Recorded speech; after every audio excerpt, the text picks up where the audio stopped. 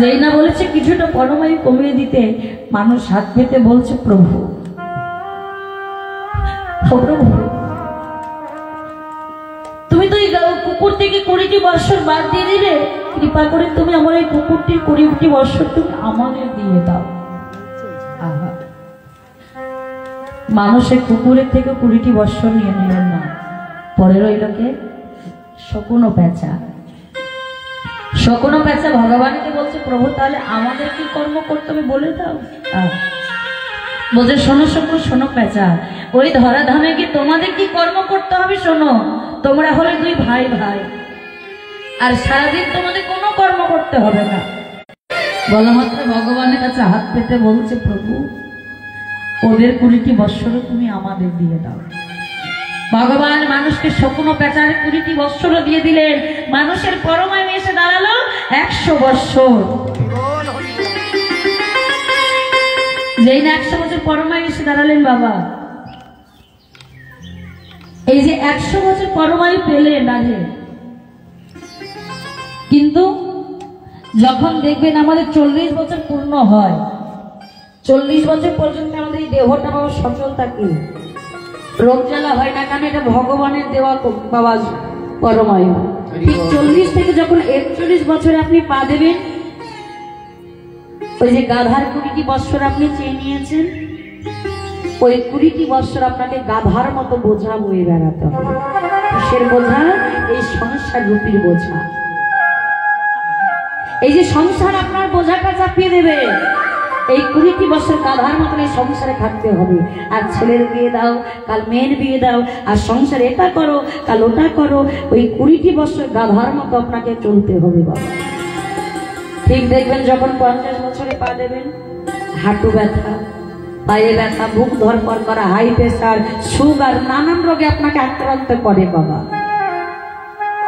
PG, Nilratan, Bangalore, Apollo, value, যত নামি দামি যেখানে বাবা চিকিৎসা হয়, ব্যাংকের জমানো ধনগুলো ফুরিয়ে বাড়িতে এসে মারা যাচ্ছে বাবা। আর যদি মারা না যান, যদি বেঁচে যান, যখন 60 বছরে পা দেবেন, দেখবেন 60 বছর বয়সে আপনার সরকারি কোনো চাকরি থাকে না বাবা। চাকরি থাকে 60 বছর পর 61 যখন পা দেবেন, দেখবেন আপনি পেনশনের টাকা পান মাস গেলে। ঠিক সেটাও ছেলে বউ কায়দা করে কেড়ে নেয় বাবা। ছেলে বউ আপনার পেনশনের টাকাটাও কায়দা করে কেড়ে নেবে। ওই যে কুকুরের 20টি বৎসর তুমি নিয়েছো, সংসারে কুকুরের মতন থাকতে হবে তোমাকে। হ্যাঁ, যতই চিৎকার করে কুকুর যখন রাস্তা দিয়ে হেঁটে যায়, যতই চিৎকার করে কেউ মূল্য দেয় না, তেমন এই সংসারে তুমি যতই চিৎকার করো, যতই লাফালাফি করো, ওই সংসারে তুমি মূল্যহীন একজন হয়ে পড়ে থাকবে। আজ আপনার রোগ দেখানোর জন্য 100 টাকার প্রয়োজন, সেটা চাইবার জন্য আপনাকে কুকুরের মতন ছেলে বইয়ের কাছে হাত পেতে বলতে হয়, খোকা 100টা টাকা দে তো বাবা, আমি নিজের জন্য ওষুধ কিনে খাবো। ওই সংসার আপনাকে কুকুরের মতো থাকতে হবে। যদি ভাগ্য ভালো থাকে তার ডাক আসবে, আর যদি না আসে 80 বছরে যখন পা দেবেন। এখনকার দিনে ছেলে মেয়েরা বাবা দেখবেন 80 বছর বয়সে ঠিক মতো হাঁটতে পারে না, শক্তি নেই, বল নেই। যখন আপনার দেহে শক্তি ছিল, বল ছিল, বড় বাড়ি করেছেন, গাড়ি করেছেন, ব্যাংক ব্যালেন্স করেছেন, যে 5 তলা বাড়ি করেছেন, পালঙ্ক, সোনার পালঙ্কে আপনি ঘুমিয়ে থাকেন, ঠিক 80 বছর যখন হবে, ওই দোতলার উপরে আপনাকে রাখবেন আপনার ছেলের, ওই বারান্দার মধ্যে একটা খাটিয়া পেতে দেবে, ওই খাটিয়ার মধ্যে ঘুমিয়ে আপনি টুকটুক করে চেয়ে থাকবেন কখন আপনার ভাগারে খাবারটা পড়বে।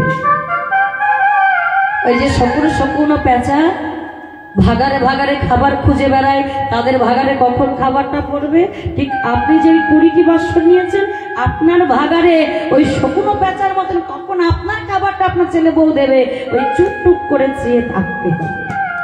তাহলে আমায়রা এই যে সংসার করি, সংসার আমাদের নয় মা, সংসার আমাদের নয়। সংসার ধর্ম মহাধর্ম, সংসার ছেড়ে দিতে বলছেন না গৌর হরি, বলছে সংসার ধর্ম পালন করে তারপরে তোমরা আমাকে ডাকো, তারপরে আমাকে ডাকো। তাই আমার মহাপ্রভু গৌর সুন্দর আজ নবদ্বীপের মাঝে একটি তরী নির্মাণ করলেন। তরী মানে নৌকা। সেই তরীখানি নির্মাণ করে মহাপ্রভু দেখছেন, আহা এই কলির জীবকে কেমন ভাবে উদ্ধার করা যায়। আজ বৈষ্ণব পদে কবি কলম দিয়ে বলছেন, আহা দেখো দেখো